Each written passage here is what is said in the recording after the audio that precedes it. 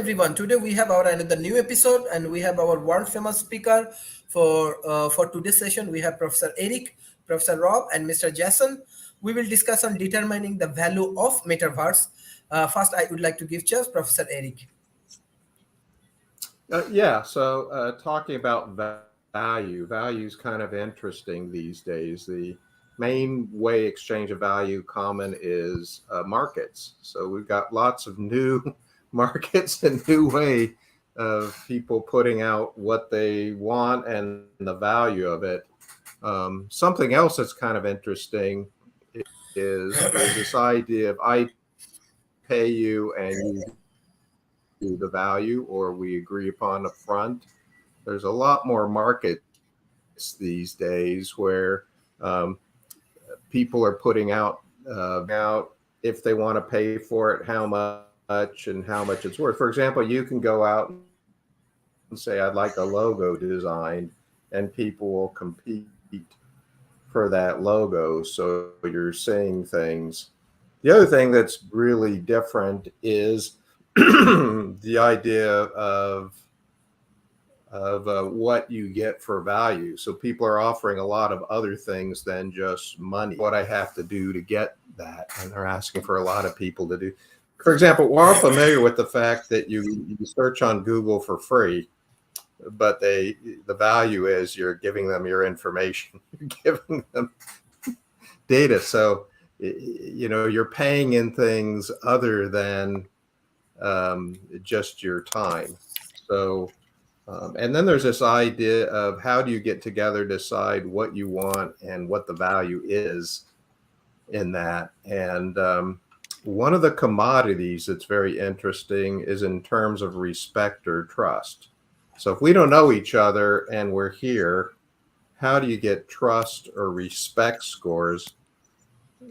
For example, how do you use that trust or relationships as a commodity? So the bottom line, traditional markets, we know it. They're coming up in new and innovative and very cool ways. Everything from Amazon as a market to decentralized finance markets. There's also gig economy coming up where people are offering various things and competing that. But there's also this idea of people getting together and determining value is, and the idea is people do stuff, and then afterwards people decide what the value is together. And to me, that's one of the most interesting things, is how together as a group, instead of having your supervisor or your shareholders, owners saying that, there's this idea of how do you come up with value. And we're seeing that a lot even in the games, where people are doing things and then value kind of just gets decided in multiple ways. So I guess to say it, new ways of determining value, new way of distributing value, new way of deciding what's valuable. And I'm sure Rob has great insights. That's kind of very generic, but that's a good start. Okay, thank you, Professor Rob. How you want to determine the value of metaverse? Well, when you say value of metaverse, typically value is attributed on one vector only, and that's what somebody's willing to pay for something. That's the value. It's not what somebody's willing to sell something for. It's what somebody else is willing to pay for something. We've had a clear problem with metaverse real estate because one of the aspects of arriving at value often is the concept of scarcity. For instance, I've got a house that sits on the river. There are no other open plots for homes that sit on the river. And so my house value has been going up rather sharply of late because of the scarcity of the property, and what people are willing to pay for my house has increased. But the metaverse is right now unbounded, and so the value of property in the internet is largely a construct of what people want to sell it for. And so not necessarily what people want to pay for it. So people put up a price, somebody else buys it at that price, but now if they go to resell that property, they suddenly find that it has a value that is a fraction of what it is they paid for it, and that fractional value is probably also overstated. Now value has been being attributed to nothing with regard to the fundamentals of demand and supply. It's being supplied by hype, and that can happen. And hype value, which goes back to the tulips in Europe, can be problematic, where people will pay inordinate amounts of money for something they believe is valuable, or something they've been led to believe is valuable, that in fact has no sustaining value. And that's kind of where the metaverse is right now. We are not yet at the point where we have a congruous metaverse. The metaverse elements are effectively walled gardens, where people are selling real estate in those walled gardens and convincing you that it's valuable, because, like the little girl selling all you can eat lemonade for 5 cents. If you remember that old joke where the guy puts down his nickel and the little girl gives him about 3 tablespoons of lemonade and says, well, he drinks, it's got like some more. And she said, you can't have any more. He says, well, so it was all you could drink for 5 cents. And she says, that's all I'm going to give you for 5 cents. So that's all you're going to drink for it. So a little misconception in terms, but the fact is right now, metaverse property is being overvalued. People believe that there is an artificial scarcity, and so they're buying it up. And what we've seen is the property values in metaverse properties have nearly collapsed, much like they have with NFTs. Which initially looked like they carried a lot of value, but once again, that concept of scarcity wasn't there, and really a concept of utility kind of fell out from underneath the NFT stuff. It was a feeding frenzy on something that seemed to have an almost unlimited level of reproduction capability. So in the end, to put net, the value of the metaverse is in flux. We don't have a metaverse, at least a metaverse that most of the larger companies are talking about, which is a contiguous metaverse. We don't have it yet. And we're just now developing the tools to create that contiguous metaverse, which means we're a good number of years from actually having one that we can be in, and then recognize that once that's in place, land will be unlimited. There will be no, much like that, there is no restriction to real estate on the internet. You can have a website. The names of websites can be restricted because you can only have one name for one website, and so that introduces scarcity. And for a name that you want, as opposed to a name you don't want, you can get a lot of money for it. So people do camp on certain names, and there will be aspects like that. Because the way you will identify and locate a property, much like geographic elements, map coordinates, that will be limited. And so because you only have one of those, and if that has that particular orientation has a name that has meaning, that name may eventually have value. But right now, that construct doesn't exist either. So in the end, buying anything in the metaverse other than tools, developing skills, is probably going to be an exercise in relearning that tulip lesson, where buying during a feeding frenzy can be very, very, very expensive. And much like we've seen with regard to crypto, when crypto does have a series of controls on it, and its volatile nature, we're undoubtedly going to see that in the metaverse for a while, until things stabilize and until we have regulations that surround how you can present metaverse properties. So you have to fully disclose the likely resale value of the property when people buy it, and the likelihood that it's going to increase in value. And right now, both of those likelihoods are very low. For instance, if you look at the metaverses that are being created, the one that surrounds BMW, for instance, you can't buy anything in that, and they're not going to sell you anything in that.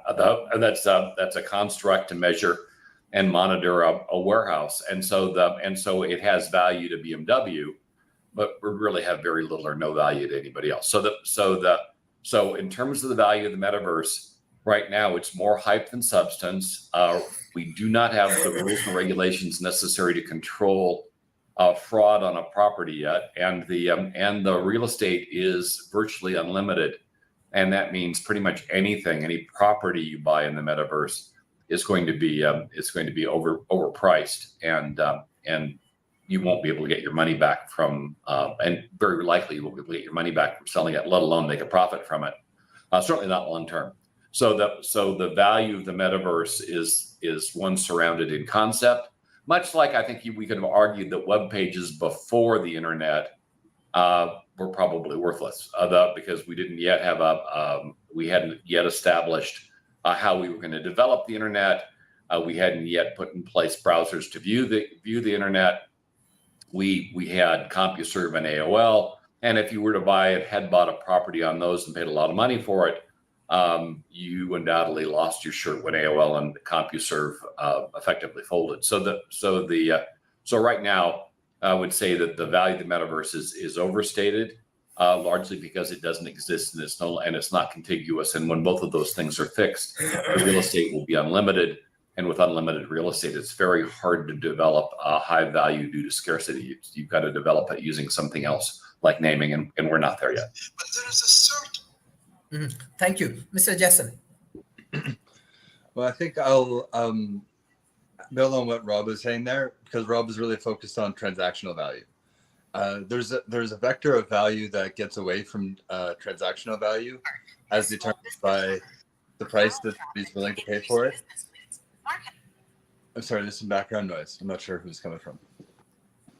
But there's a vector of value that is also opportunity cost. It comes in the form of savings. It gets away from transactional costs or transactional value. And I'll get to that in just a moment. But I feel as though it's important to note the price that people are willing to pay for things. Often experience is a vector of scarcity with that. In that, for example, people who want backstage access to a concert, or people who want an introduction to an athlete or something like that. It's an experience that gets away from commodity, and it's a unique form of transaction that the metaverse has a competitive advantage at delivering experiences that are very valuable to people. And on the transactional side of things, I had a finance professor teach me once that a penny saved is better than a penny earned, because a penny earned is taxed. So the opportunity or the substitution of an experience that is on the metaverse compared to needing to travel a long distance is just economically way advantageous. Over time, what that accumulates to in the time and the actual resources necessary for transportation is a latent value store for the metaverse. I think that over time, this form of value manifests as the savings are rendered for people enjoying high quality experiences, people delivering high quality experiences, and increasing value for the quality of life, for the the standard of living for people. And that the enriched experiences, I think, is the most important way, or one of the qualitative ways in which a person determines their standard of living. I think that with the issue of transactional value, there's a theory in economics that says only businesses, only industry provides value in the economy, and that all other participants are ecosystem participants, but that the production of goods and services comes from an industrialist behavior. And that's a theory, right? That's a lens and a viewpoint and a way to measure. It lends itself to all kinds of heuristics and ways of understanding value. Although I think it's worth noting, it's very important to note that in reality, value is created from families and individuals as well. You can look at the transactional price of a thing like childcare and get an estimate, get an understanding of how much somebody is willing to pay, right, for their kid to be taken care of. And then you understand that the family is also adding that value in the economy by rendering that service, even though its transactional value is invisible. And I'd like to stitch that point to the value of the metaverse, because there was a big influx in Facebook with seniors. When Facebook was first launched, it was launched among university and college students in that age. The demographic was young. And it was a, let's say, less careful culture of sharing on Facebook when it was early days of Facebook. And what seniors realized is that their grandkids are spending large amounts of time on Facebook, and that if only they are logged into Facebook too, then they get that quality time with their grandkids, which for them is a very valuable, fairly scarce thing. Now, spending time with somebody is great, but it also gets a little bit dry if you're not doing anything together, right? If it's just talking, like grandkids get bored talking to their grandparents because kids get bored easily all the time. And that having a phone call with your grandparents is not something grandkids do. But spending time in the metaverse, playing games together is an experience that has a lot of quality time in it that I think is an immeasurable qualitative value vector in store with the metaverse. Although I will agree with Rob's point, the regulatory framework is really not complete, right? So even though we can point to the source of value, hypothetically latent, available through this methodology, through what we call the metaverse, much of the technology is available, right? Much of the technological apparatus is complete, and the network effect is still young, right? There's more to the network effect. There's more to the regulatory aspect of what this space can be. Although, yeah, that's how I'd answer the question about defining its value.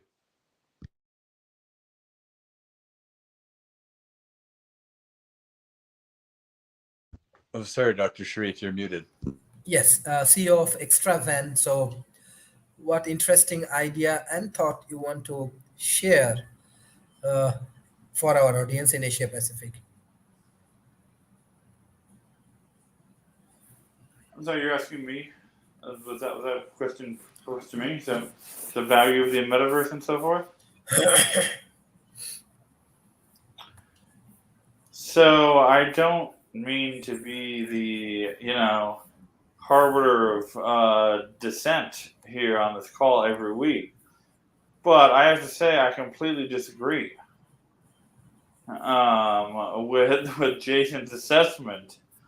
And even the comments that Rob had again. The value of the metaverse is zero at the moment, right? I mean, I would just take a traditional, and I guess maybe this is my fundamental, educational understanding of finance, which is, if you do a discounted cash flow, if you do DCF modeling and so forth, the net present value is zero. There are no cash flows, and so if you have no cash flow, then if you use the DCF modeling, then the net present value is zero. And I think that's how traditional finance or investment banking that I was in, or private equity that I was in, would look at it, right? And so if you have no cash flows, then you have no value, and it doesn't matter what kind of discount rate you put on it. There is no revenue being generated from it at the moment. So what you're banking on is much more of a venture capital kind of speculative nature of it. And so if you want to look at a speculative nature, yes, there is a speculative nature value to it. But in terms of value today, I don't know, and I know that Alien Worlds has, for example, 250,000 users and all those sort of things, and they're doing all the mining in Trillium, and I'm sure that has some real world value. But are there any free cash flows being created by that for the companies, right? Or is that the individuals who are like myself? I mean, I mine Alien Worlds, and I own lands on it and so forth, and those have some sort of value. Given the market, the lands that I own on Alien Worlds have gone down, 80 to 90%, since I purchased them. So the mining on it doesn't even recoup what my cost was of those lands. So to say the metaverse has, or to value what the metaverse value is, or to calculate what the metaverse value is, has to be, in my mind, the same sort of traditional financial metrics, and by those, they are worth, it's worth almost nothing.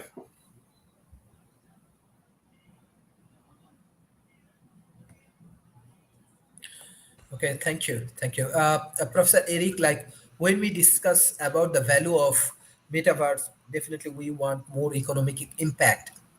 So if you give us different opportunity for our students in Asia, maybe we can uh, understand more that how the youth community can get benefit and they can contribute through metaverse. Yeah. Well, Well, they first can get value, but that's speculative. But that's speculative value, right? That's not return on what their impact is, or what their influence is, or what the um, energy is, if you will, right? To a degree, I think you're again, and again, I feel like I'm the negative Nelly every time we have this conversation. But if you're looking for a good ROI, then you're having to accept a speculative nature to get that ROI. It is not a consistent, like, dividend, an analogy, kind of return, right? Because there is none at the moment. And like I said, as a landowner in the metaverse, I haven't even made back the cost of my land. So my ROI is negative, in that sense. So anyway, Yeah. I So, apologize if I. so first of all, I really appreciate the negative, Nelly. I love it. More.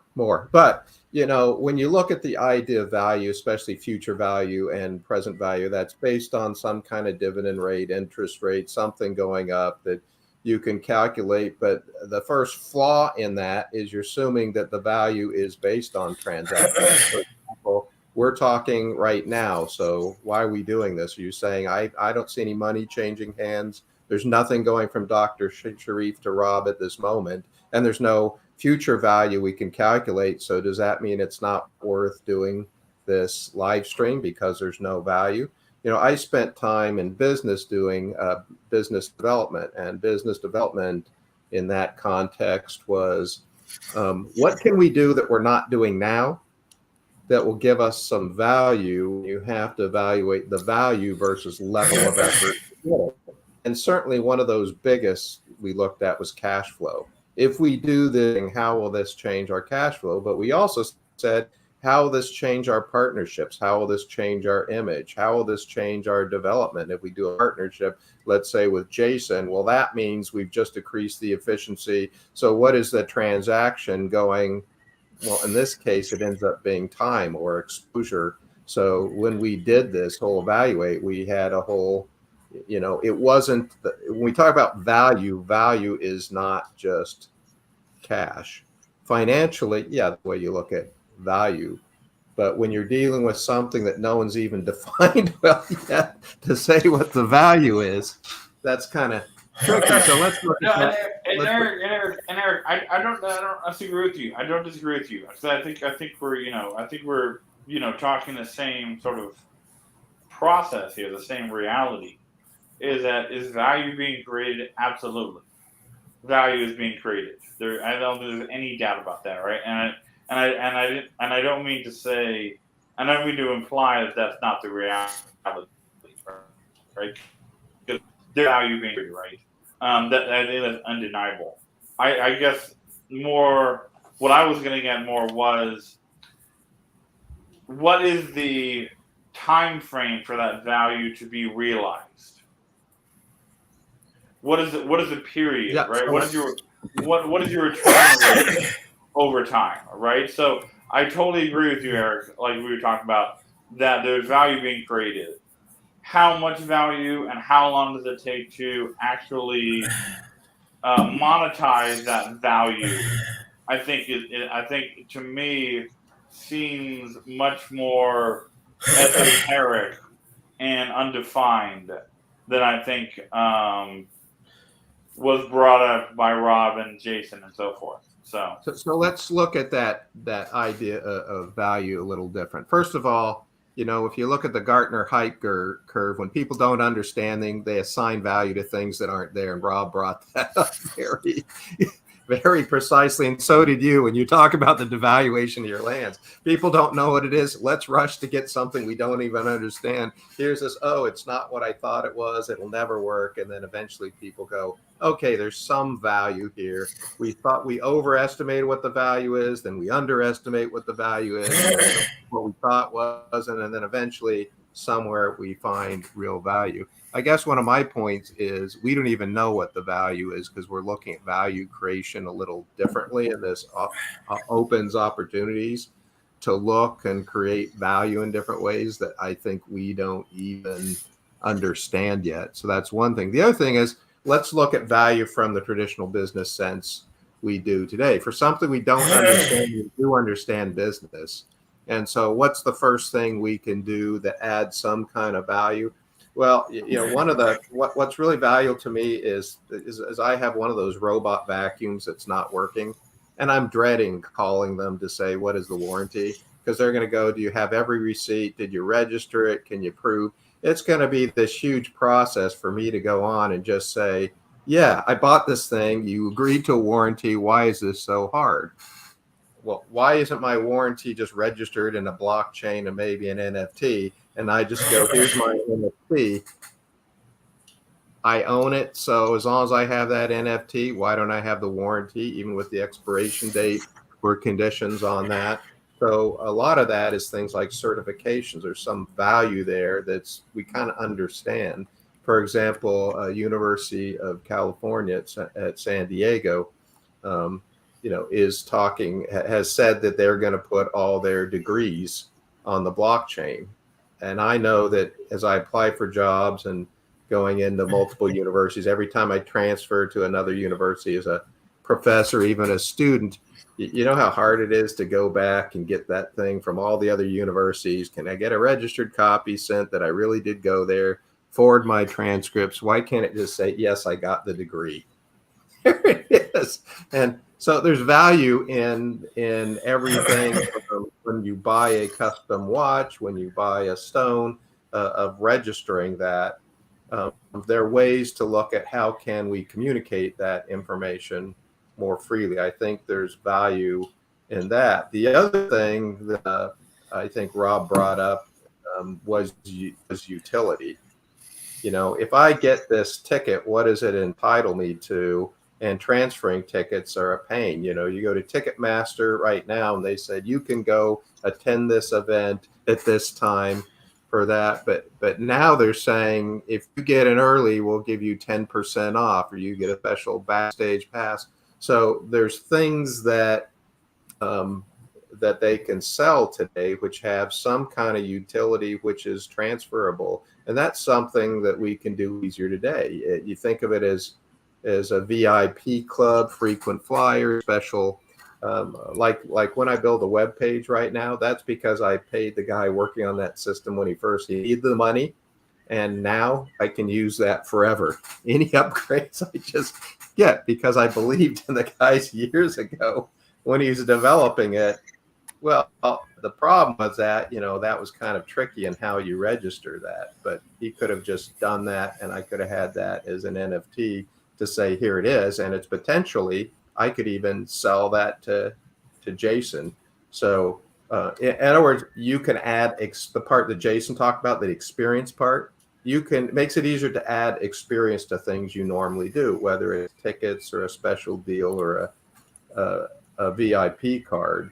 And the other thing that I think there's value is it's in licensing, and that's very hard to transfer licensing. I have the right to sell extras, let's say LD things, and I get a special thing, and I can do, and I don't want it anymore. How hard is that for me to transfer to Sharif if it's transferable? And maybe I can. So those are kind of areas of value that we kind of already understand, that's kind of already happened, is this idea of documentation, this idea of utility, and this idea of licensing are increased things. But I agree with Rob. When people jump on a hype bandwagon, it can end well in the short term, but the long term, there's going to be a lot of losers. In that, and I agree with Jason that experience, we don't know the value of this experience, and still trying to figure out what that value is and what it'll be. And I agree with that. Yeah, it comes to the actual document of the way we think of finance and even accounting, cash flow goes, and how we keep track of. I would say the accounting part is a little more important because the way we think of finance, like do all the ratios we use, like a debt to asset ratio. What's an asset?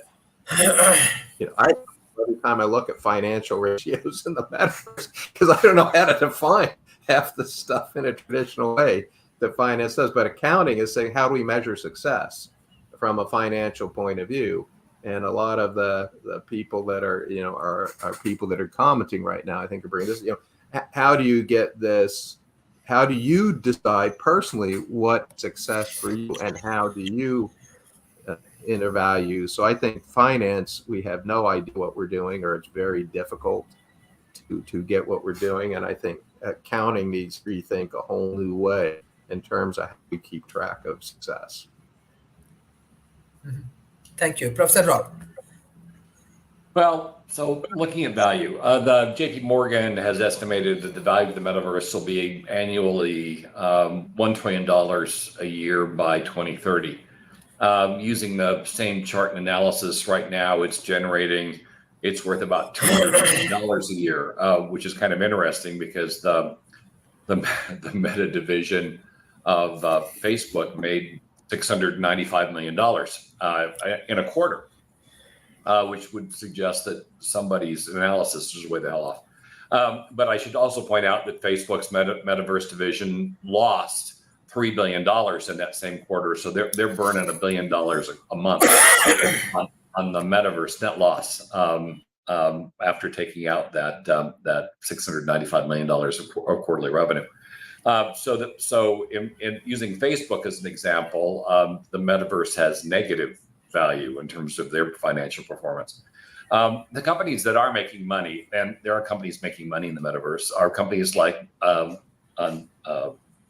NVIDIA, who are generating a substantial amount of cash through their Omniverse effort and tools. Right now, if you're building tools in the metaverse, people are buying the tools to build stuff and learning about the metaverse, and that's a positive revenue opportunity, and it is material to NVIDIA, and undoubtedly it's material to others. But Facebook is a showcase of the problem with any emerging technology, of the fact that there is a lot of cash that goes in up front, and the profits don't show up until later. And that hype factor, which we mentioned earlier, is problematic because people are buying on emotion. They're not buying on good common sense decision making. So the end result is there are going to be a lot of people. There have already been a lot of people that lost money on the metaverse.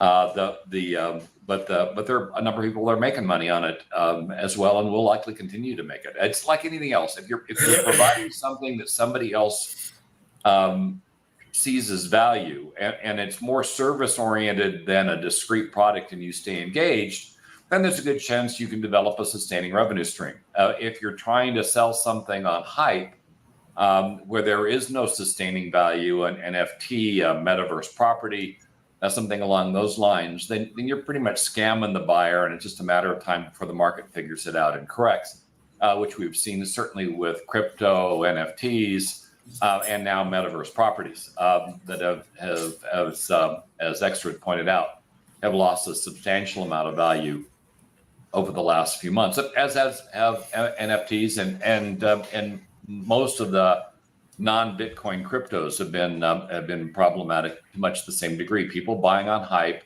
not on value, and getting burned as a result. So the lesson here isn't that the metaverse is all in a big scam. As Jason pointed out, there will be beneficial ways to use it as a service. People visiting each other, the holoportation underlying concepts will eventually have value. But I want to point out that none of that stuff really exists at scale right now. You've got some services that are trying to prop up things that make it look like you are using graphics resolutions from 2 decades ago, and you can wander around as blocky characters and talk to each other. But we've had those in Second Life, and they just never really seem to gain sustainable air. When you're visiting your grandfather and he looks like something out of a Lego block set, it's not really like visiting your grandfather. And on the other hand, you can do video conferencing just fine, and that is kind of like visiting your grandfather because you're seeing his face. So and it looks like him because it's a video image of him. Now that'll get fixed. NVIDIA last week at SIGGRAPH talked about the next generation of avatars, which are photorealistic, basically human digital twins, and they will look a great deal like you. And as you upload the underlying concepts and create a full digital twin in the metaverse, at some future point, you'll be able to talk to your grandfather years after he died, and the experience will be very similar to what it would have been if you talked to him during his life. That service will be worth something to somebody, and probably a lot, depending on the accuracy of the experience and the effectiveness of the underlying technology, which is coming. But we're not there yet, and so And in most cases, getting to that level of upload, we're talking something between 2030 and 2040. We can do it now, but it requires an inordinate amount of training that somebody's going to have to put time in for. In the future, much of that training will be automated based on your interaction on social media and captured over the web, and then you'll be able to train your digital twin far more effortlessly. But right now, building a digital twin is going to require a great deal of your time over a long period to do it. And there have been a handful of people that have been working on doing that. But so far, none of their avatars have crossed over into being anything other than kind of an interesting experiment. They're not yet at the point where they could fool somebody into thinking that it's them. It's coming. And we certainly have AIs that are demonstrating that capability. We had that researcher over at Google that's convinced that their conversational AI, of course, recently had reached sentience. And I would guarantee you, if you spoke to that conversational AI and were unaware it wasn't a person, you probably would conclude it was a person and be fooled. Much like the people that participated in the IBM trial with Watson a few years back with regard to selling, I think it was auto insurance. Started asking out Watson on dates because they thought he was a she and human. So we've got the technology to fool people. We just haven't yet fully applied it to the metaverse. And as NVIDIA pointed out, we're developing tools, or we now have tools that can create avatars that look real and would allow you to do things in the metaverse that you can't currently do on the internet. Now, do recognize a lot of the stuff we're talking about doing in the metaverse, we're already doing on the internet. So it's in terms of virtual interaction and virtual education, and it's a difference in mode. It's not a difference in service. And so much of the value that we're going to attribute to those future metaverse services will likely have as a foundation their internet analogs that are in place today. It just, once again, we haven't made that crossover yet. Things like holoportation, for instance, which Microsoft demonstrated 5 years ago, it's still only really done in demos. The collaborative work where 2 people or 3 people are working on a virtual 3D project that is going on, and that goes back to the work that happened in Lawrence Livermore Labs with regard to Mars exploration, and that's created the HoloLens concept. But HoloLens in and of itself was a dedicated application and a relationship. It was metaverse-like, but did not create a seamless existence where you could move between a Microsoft experience and, say, a Google experience and a Cisco experience and a Zoom experience. That is what we're really talking about with regard to the mature metaverse, is a seamless way to move between environments. And we can't even do that with video conferencing products right now. So it would indicate that some of these things are a ways off. Some of it's just a lack of standards across the platforms, which are coming. We've had a number of standards, most recently a standard with regard to being able to create objects and have them move between metaverses. That's an open standard that will work. But we need a lot more than that to provide the seamless transition between metaverses. And remember, some of the bigger players, Google, Facebook, two of them, interoperability is not their middle name. They're not fans. They want you to live in their environments as much as you can, as much as possible. And so they haven't been open really to the interoperability aspect. In fact, Facebook in particular seems absolutely against it. So there's going to be a lot of hiccups as we develop this, and it still goes back to the idea of when you're looking at buying something, will it have sustaining value? Will you be able to sell it, at least make back the money you paid for it?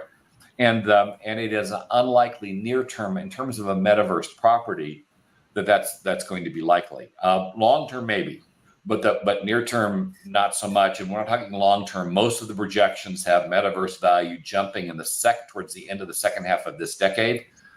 Not right now. And so waiting until we see how the metaverse is going to truly evolve.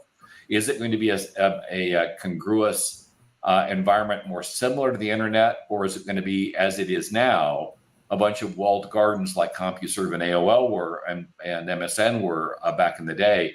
And that's going to dictate both the value and the utility of the underlying construct.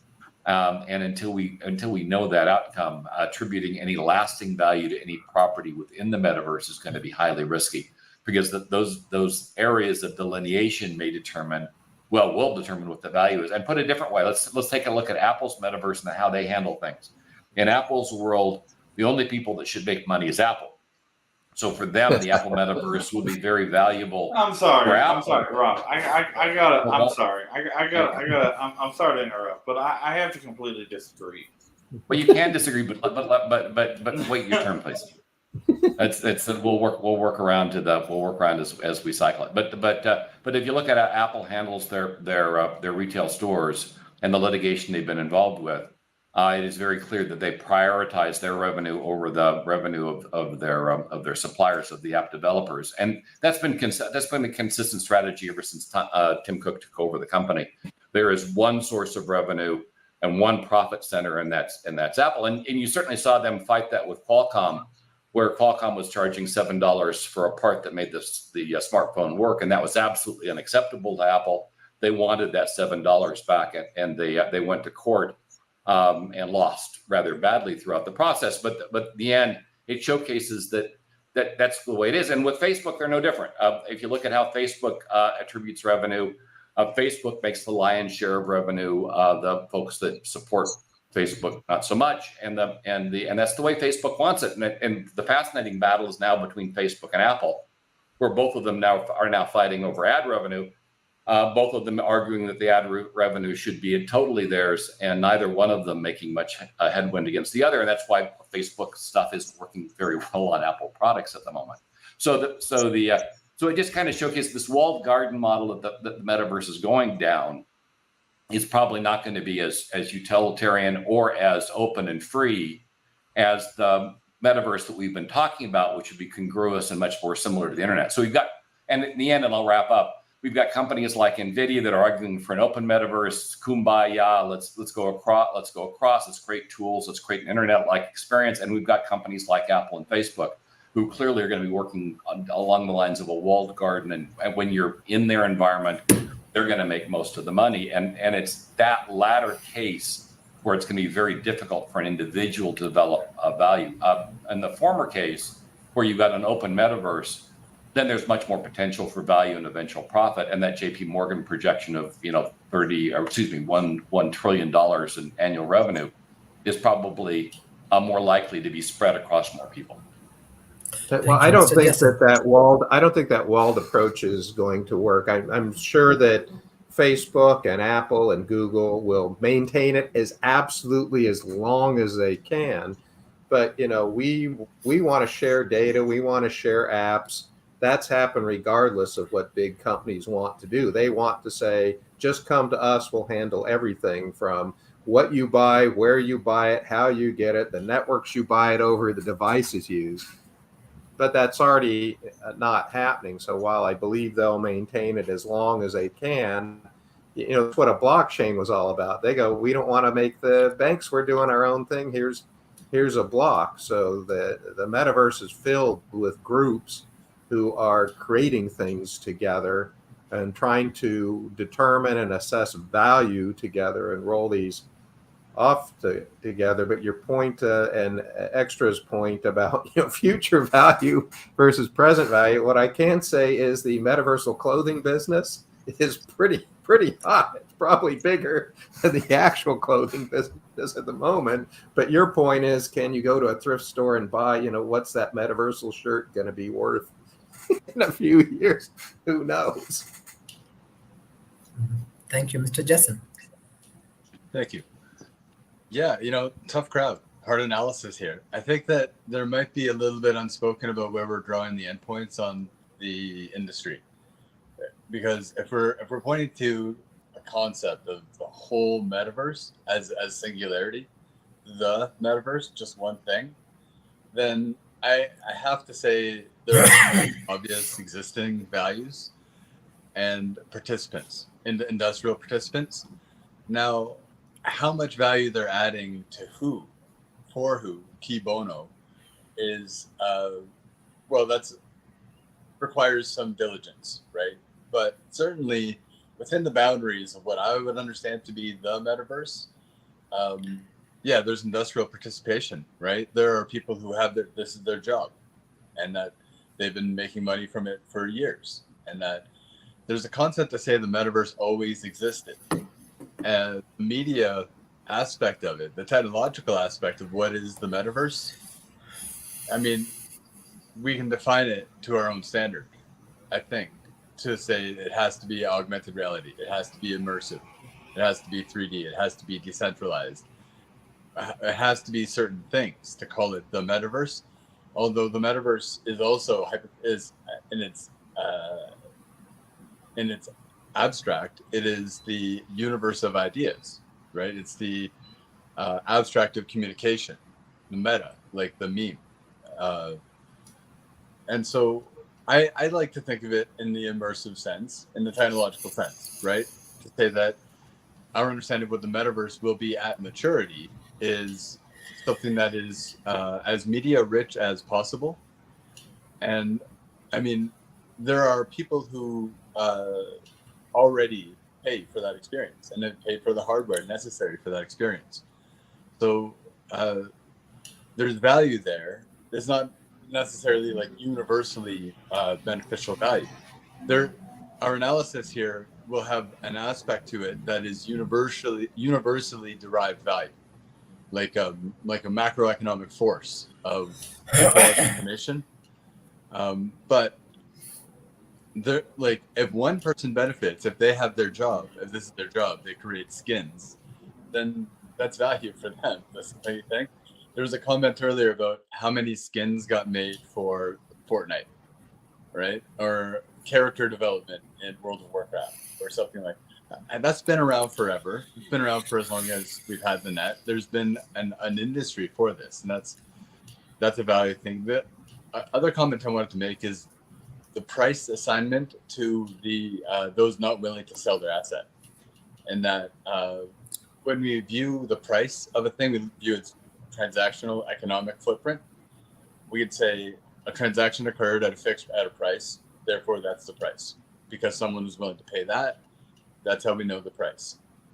There is also a world of assets that are untold, that the owner of that asset has an idea in mind. They'd be willing to sell it for a price, but they don't want to sell it. For them, it's valuable in a way that they want to keep it.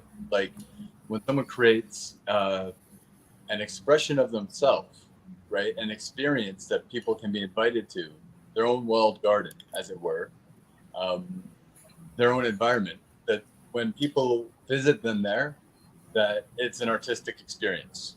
And the creator of that space has expressed themselves in the details of that space by providing that experience for a person. The owner of that space wants it to be what it is. Doesn't want to sell it. Doesn't want to treat it like a commodity that they're going to sell, like an investment, like a return on investment, in a cash flow sense. They intend to get their cash flow from it over time, because they utilize it as their own asset. So for the work that has been put into those types of spaces, for people who have created that for themselves, that are not willing to sell it, not interested in selling it, that's valuable to them. I want to point that out. There is a tremendous amount of value stored in that vector as well. I think that, yeah, let's get clear on our endpoints. Like, how do we define the metaverse so we know what we're talking about when we say what about it is valuable? And I'll leave it at that, because, you know, like, we can all be a bit of a windbag sometime, and I know Extra is itching to get his points across. So go ahead. If that's Thank you. Thank you. CEO of Extra Ven. Yeah. Can you unmute, please? Can you unmute? Sorry. So Rob, I apologize for interrupting. I should have waited for my time, as you said. So, I guess my perspective is I kind of like disagree with everything that's been said here. Is that the metaverse isn't adding anything, isn't adding any value. There's nothing you're doing on the metaverse you can't do anywhere else on the internet, and that the products that already exist. And so I find this to be somewhat like a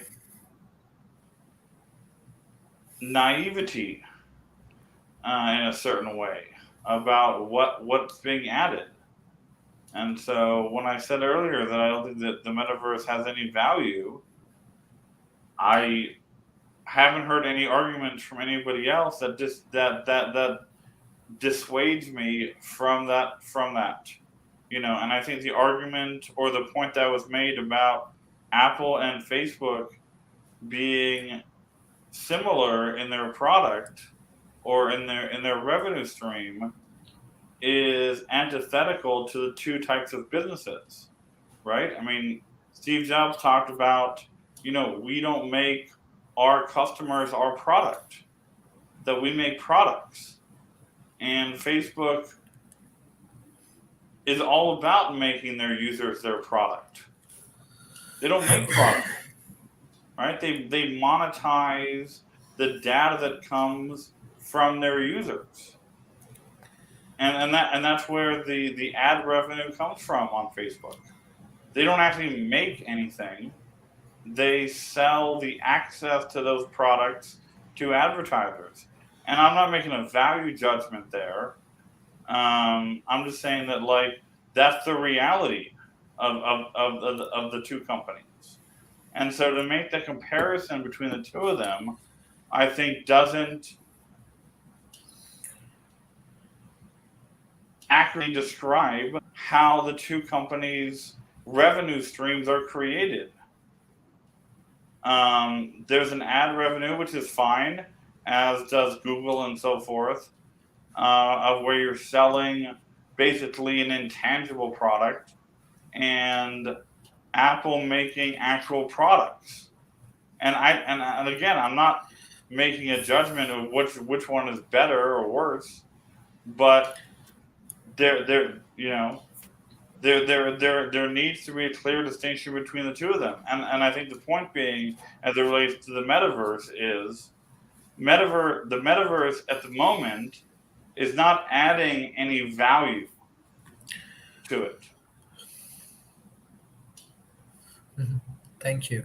They were doing the same thing that Facebook is doing, which is, how can I take the data that is generated by the people using it to make the company money, versus creating a tangible product that is not based on the data that's just created by the users.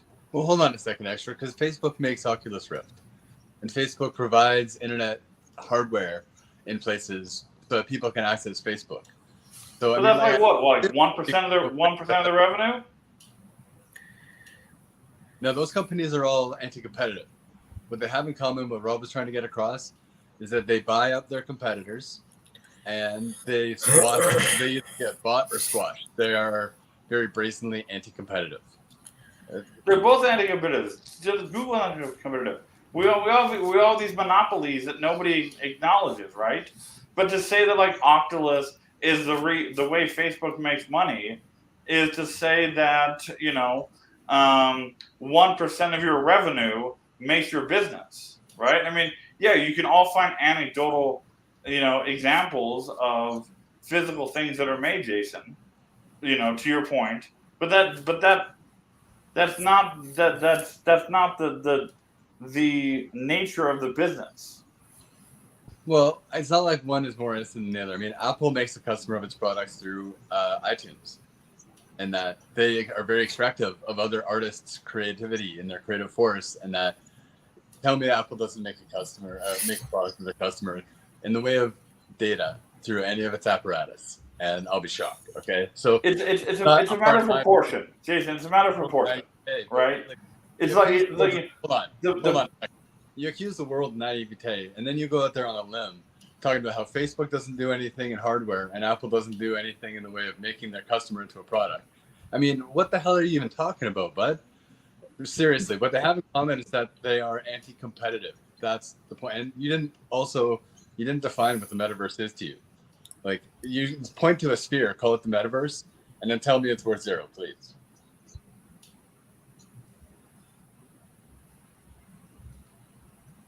My point was that to extrapolate from a very disproportional amount of revenue to the value of the company is to not assess things correctly. Oh, we can do that with Facebook because the majority of Facebook's bad revenue performance was tied to their metaverse effort, which incurred a $1 billion loss per month. So it certainly was material to Facebook negatively, and the revenue is material to NVIDIA positively. So people are making money. I'm also struggling with the point you're trying to make, other than trying to disagree with everything everybody else has said without actually listening to anything any of us have said. It's been kind of difficult to sit through. And you disagreed with me and then agreed with me. So I'm still kind of struggling with, did you even listen to what I said first? So I'm also kind of struggling with the point you're trying to make. Mm-hmm. Thank you. I have to go for the concluding remarks. Mr. Van, CEO of Extra Van, what is your concluding remarks? Just because our time is over. Yeah, almost.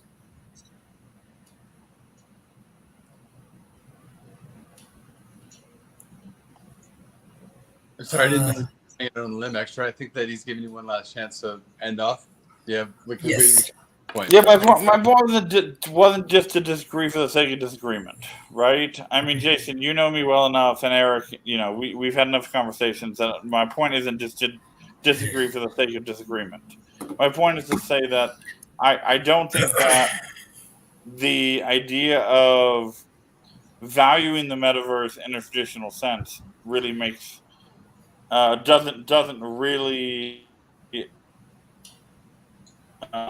is incongruent, and so the point that I was trying to get at is, and maybe I was inarticulate in this, is there doesn't seem to be a whole lot of value at the moment, to get to the point, and adding technology for the sake of technology doesn't add value.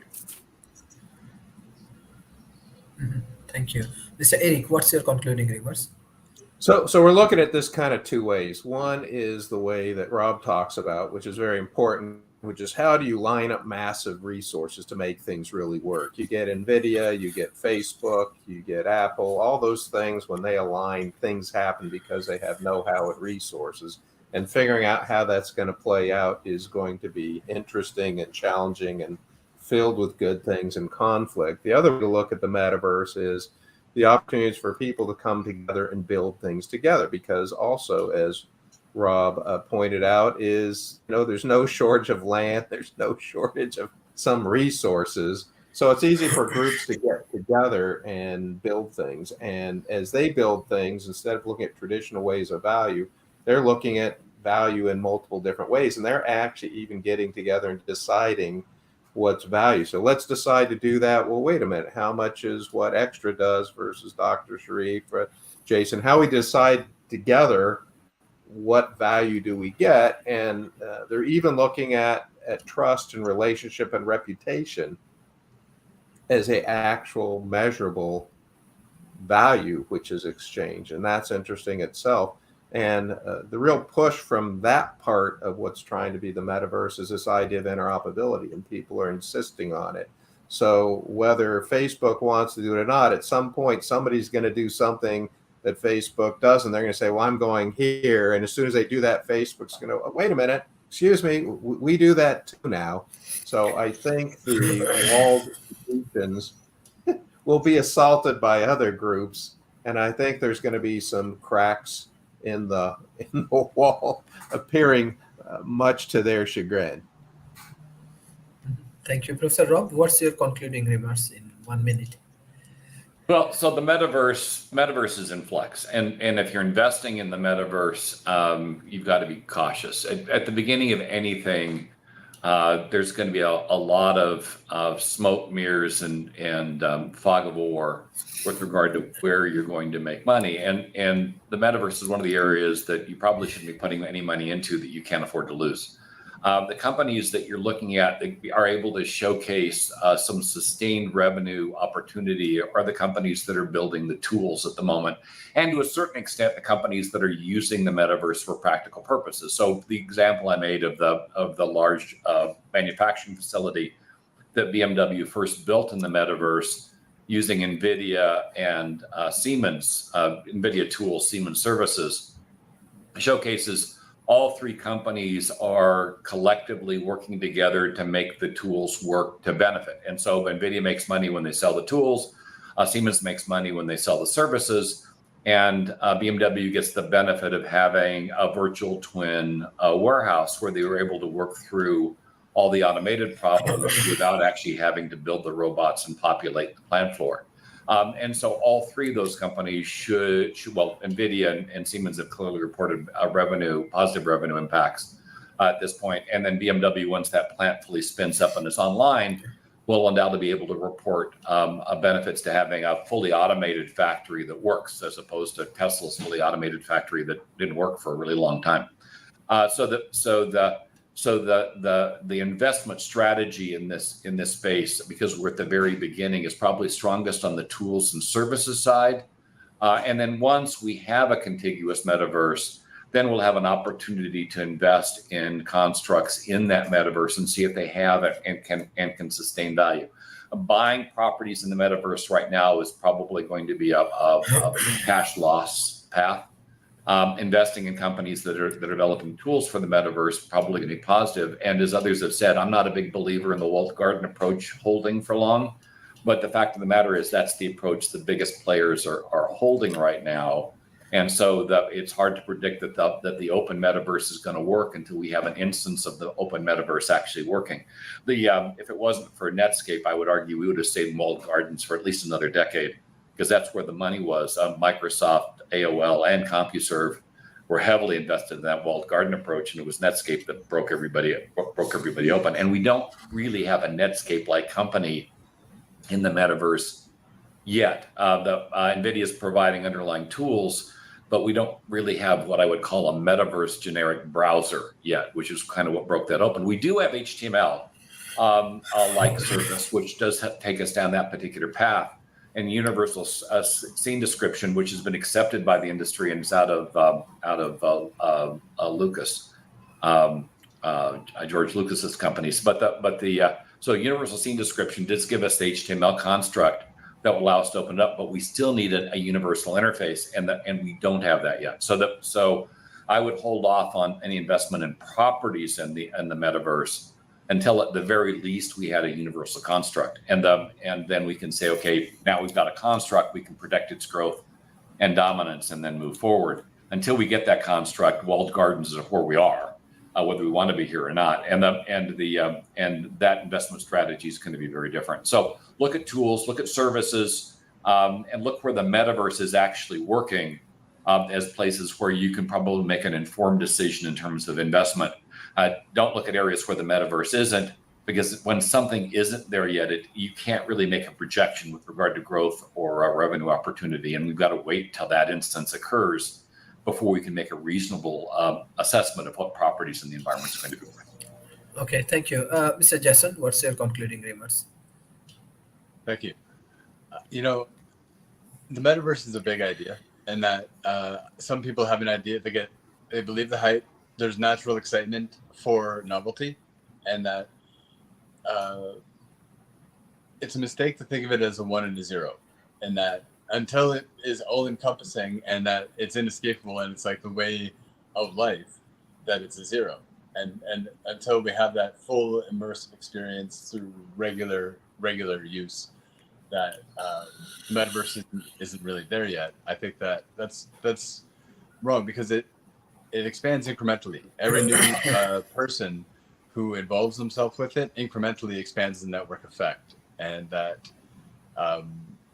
there are walls to be torn down, big walls to be torn down, right?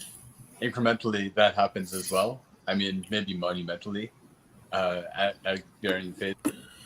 And so that's what's in store, and it is exciting for various reasons.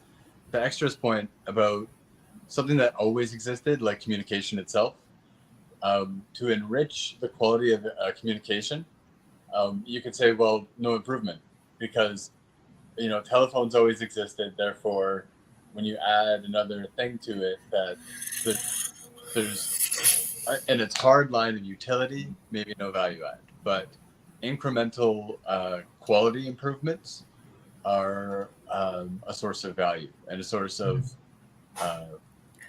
I just leave it at that. They're a source of value. Thank you. Thank you. This is an excellent session. I believe for our audience, it will be very helpful and they are coming with a lot of questions and they are getting answer from our speakers. So thank you everyone for joining today's session. Thank you. Bye-bye and take care.